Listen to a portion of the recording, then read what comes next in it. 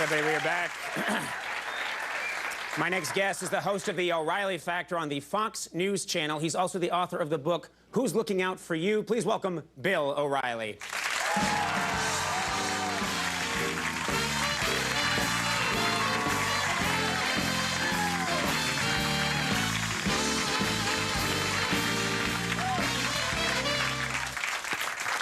Band are no-spin guys. You know that? What's this? The band are no-spin guys. No, we were no. talking to them before the show. They're all no-spin guys. You Really? know? They like the no-spin? Yeah, lay it right on the line. We like that. You're very popular. You have a lot of fans. Let's get right into this because there's one right here.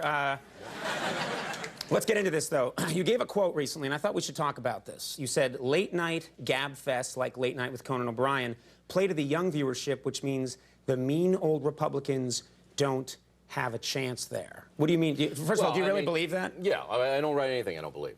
I was basically, the article was running down all the talk show guys. Right. And that in the campaign ahead, the presidential campaign, right, what kind of a role are you and Letterman and Leno and Regis going to play in the campaign? Did you throw Regis in there, too? Because that's that man's insane. Yeah, he's lost his mind. Anyway, the strategy in a part of the Democrats is to mobilize people who don't like Bush to come out on these programs and throw bombs at the Republican administration. Right. Those bombs go... But do you actually believe that a show like mine, let's just talk about my show, for example, since we're here and I'm obsessed with me, do you really believe that I have an agenda that I'm trying to... Not you, but just the fact that you depend on Hollywood stars to drive your show means you're getting... Look, for every one Republican in Hollywood, Bruce Willis, Tom Selleck, you got 10 liberals, all right? So the more liberals you have here who are politically active, Alec Baldwin, Sean Penn, these kind of guys, they're going to get into these kinds of conversations. Now, does it matter? To the people who follow politics, no. But to the people who are very casual about it, who don't, they form impressions based upon what they hear on the Conan O'Brien show. But here's the point, but just I want to say this. People actually think you went to Harvard. Yes. You know, we know that. The Harvard School of Driving. I'm always very clear about that. But what I try and, you know, get across is that, and I actually believe this is true of the other shows that are like mine, the comedy shows, and I think I can speak for them, too. We are entertainment shows. True. We are, you know, I'm not on MSNBC or Fox. This is not a forum for political views. This is a show where we have a masturbating bear, as you well know. You know, a dog puppet. Yeah, but the problem is that... The problem is... And the point is... let me get this in. Okay. The problem is that bear is a liberal. It's a liberal bear. He's voted... A conservative bear would never do that on television. All right? Come on. That's not true. It's a left-wing bear. A lot of conservatives are very repressed. And then they explode with a sexual orgasm occasionally. And you're the fair guy now, right? You're the not-political guy? Exactly.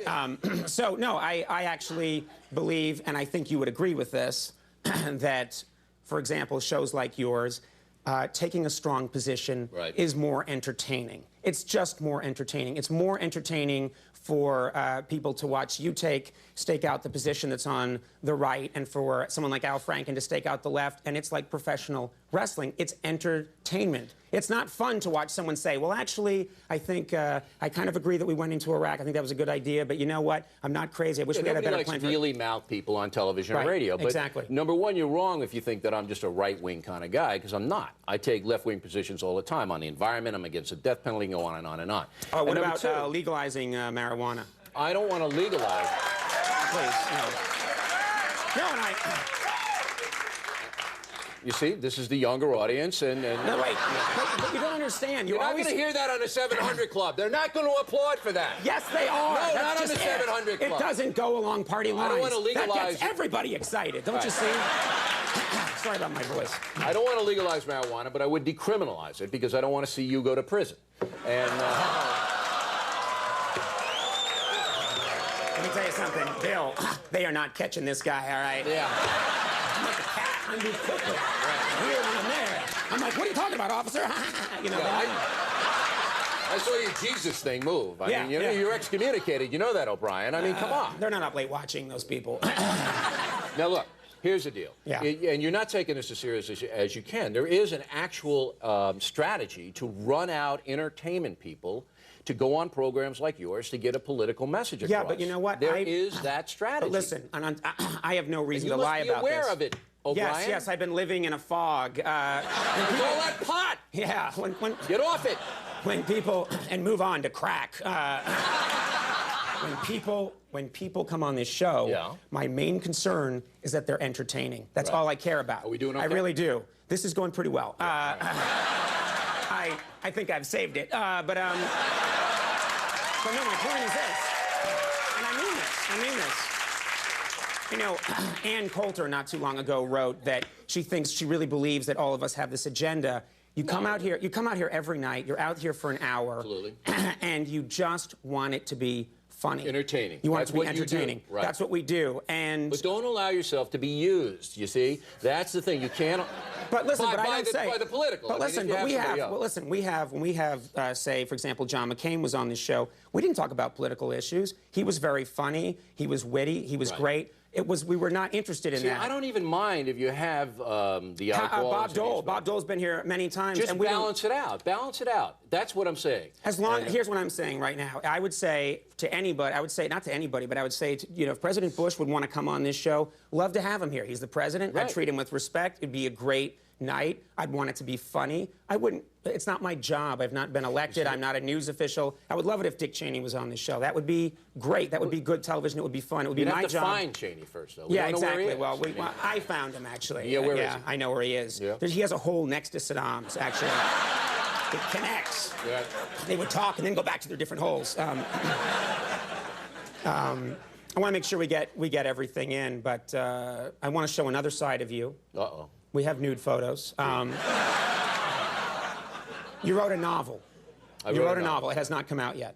No, it has been out, but it's going to be re-released. Mel Gibson just bought it for the movie. It's called Those Who Trespass. And I'm told that there are erotic scenes in this novel. You wrote erotic scenes. I did. I had to. I was forced to.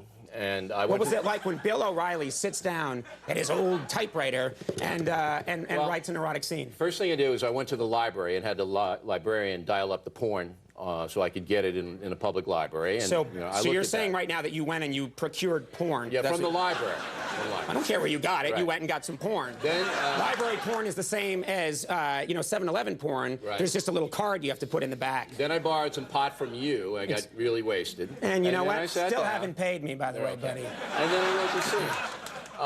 But it was a novel, and it was to reflect real life and about the television industry. And there is sex between. You talked about it with you and Al Roker before. Yes. There is sex in the television industry. That wasn't what I had wanted, though, from Al. Not a good show. I wanted him to hold me afterwards. Well, the book. We don't have enough time, but I think you should come back because we have a lot more to talk about. Right across the street. And the book is called Who's Looking Out for You? Bill O'Reilly. Of course, the show, The O'Reilly Factor, airs weeknights at 8 and 11 on the Fox News Channel. And I'll tell you this, you came on the show, very entertaining, great segment. Love to have you back, and you're welcome here again. Merry Christmas to you. Bill O'Reilly, Patty Loveless coming up. We'll take a break. We'll be right back.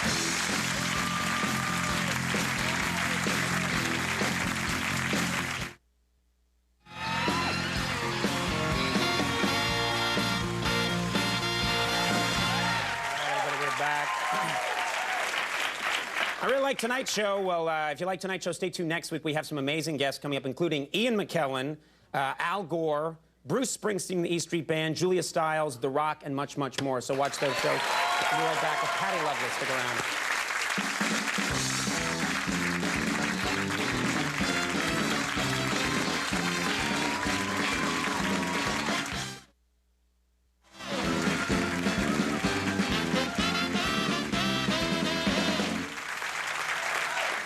Everybody, my next guest is here tonight with a song from her critically acclaimed album, On Your Way Home. Please welcome Patty Loveless.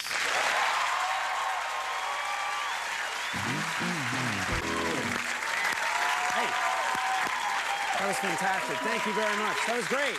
Patty Loveless, everybody. We'll take a break. We'll be right back. Stick around.